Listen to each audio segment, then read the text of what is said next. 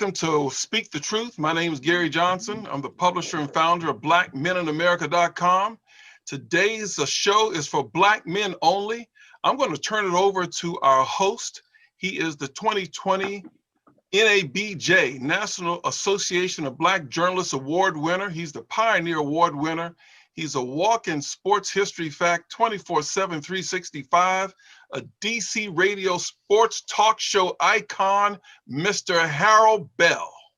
Thank you, Gary, and welcome. Welcome to Speak the Truth. So it must be Sunday. Well, we got a special show today as Black Men Only. Our topic today is really surviving a police stop in America, driving, walking, or sitting while Black. So we're going to be talking to a special guest. Yes, sir. I've got a special guest, Mr. Jerry Doc Semper, or Dr. Semper, as he's known.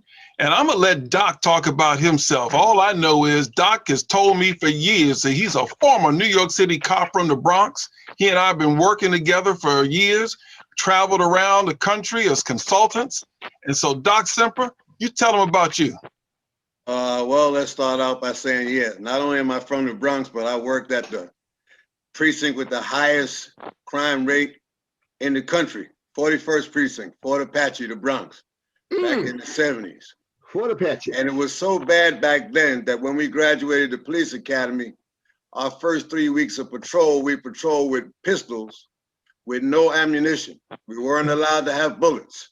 And we made arrests and we were out there. We had heart, but no ammunition. If you were caught with a bullet, you'd be fired. They wanted the police presence more than they wanted us to be able to bring down anybody. I say that to say that the way it is now, it's kind of a cakewalk for the police. Unfortunately, we're afraid of police, but back then, trust me, the police were afraid. They had bounties on cops. We had 2 Bronx cops actually gunned down. They used to make false crimes, and then the cops would show up and they would shoot at us, etc. In addition to that, I worked in community relations in the New York City Police Department. I also worked in internal affairs.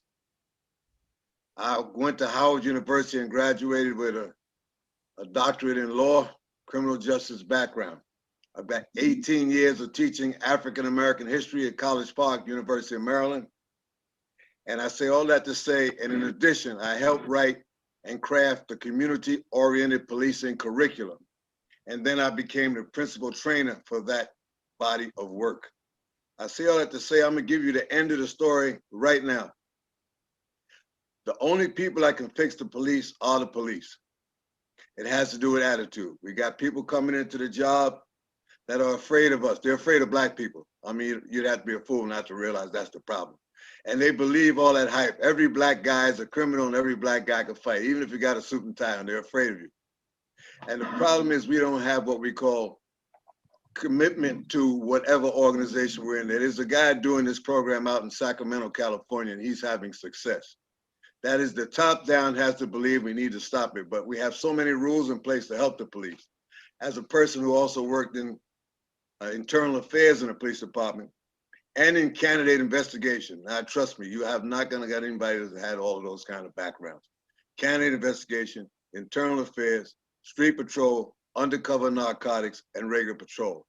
What's missing is recruitment is where the problem starts. When we bring people in, you see it all the time in sports. You bring a new coach into a team that's been losing, and whatever he has, Mr. Winston, you can bear me on this one, that's what makes the difference, who's the coach. And unfortunately, in many of our departments, we don't have people that know how to coach and turn it around and make pride the #1 thing. The second part is we don't have enough punishment. Now, some departments are changing. Maryland just came with a sweeping on protection of police officers. This whole thing that if a police officer does something, he doesn't have to talk to anybody for 72 hours. As a lawyer, I can tell you, boy, that is a big advantage. Because in 72 hours, if you can't come up with a story, you a fool. Now, whether we believe it or not is another story, but you got, man, come on. Doesn't every kid wish they had 72 hours before they tell you what happened?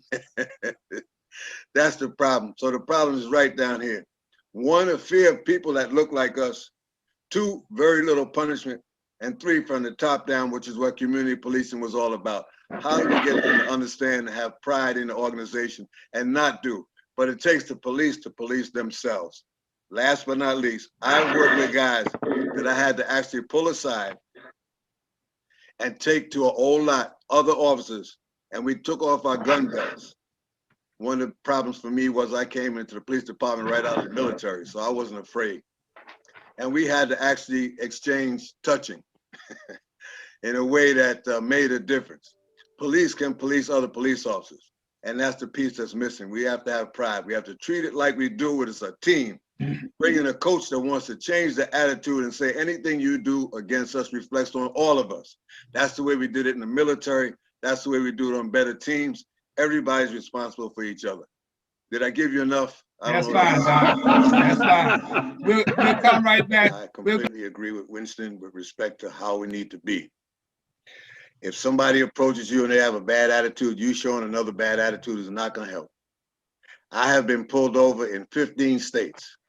And just let me just say this, there's sometimes even a police officer gets stopped by the police, and if it doesn't go right, he can get jammed up. So the first thing I would suggest is a class that I was teaching at Enterprise Estates. I taught it for about 8 years. Compliance. Do what they ask you to do so it doesn't get worse. You can win later.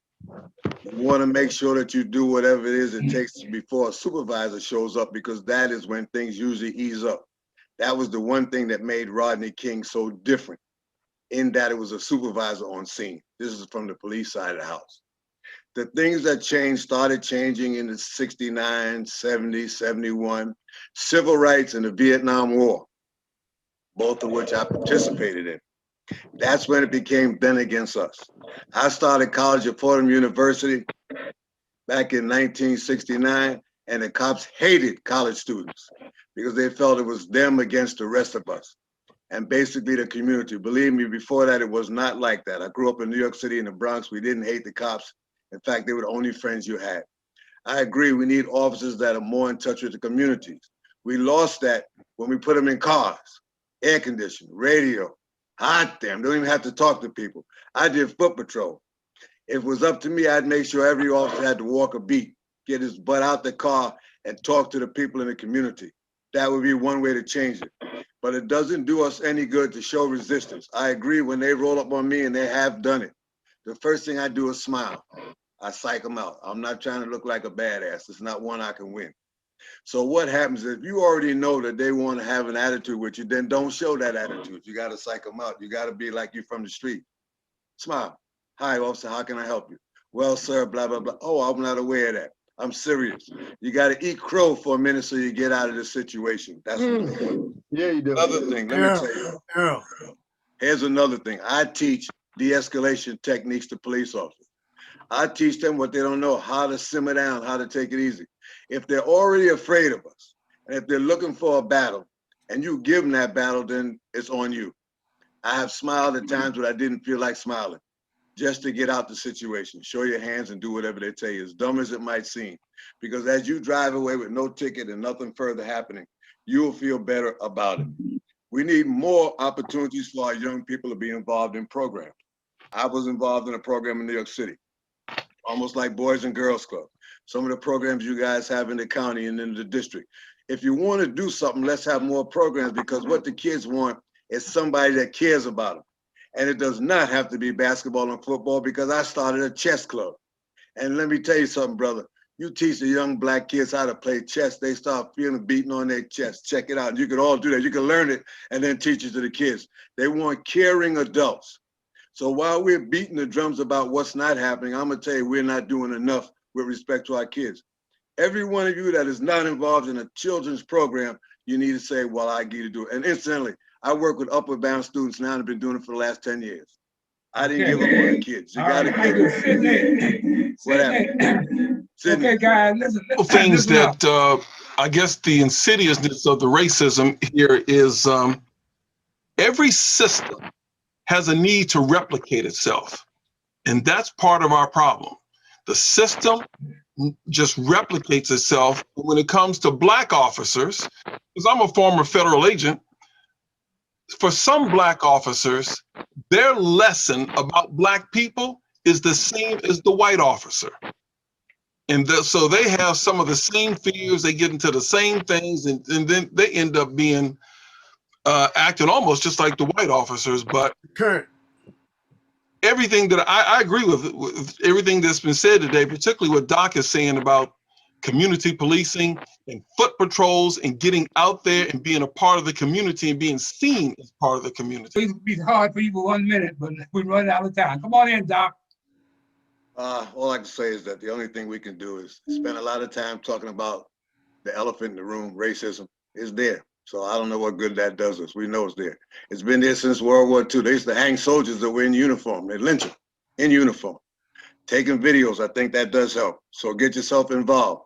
But more than that, we need to teach our young people not to be belligerent. Now, I hear you, they could get shot anyway, but at least you will have done all you can not to. I'd rather you come home with your feelings hurt than me have to go down to the hospital and get you out. I'm telling you, that makes a big difference. Now, you can go up against them and get nasty and when they stop me, I smile.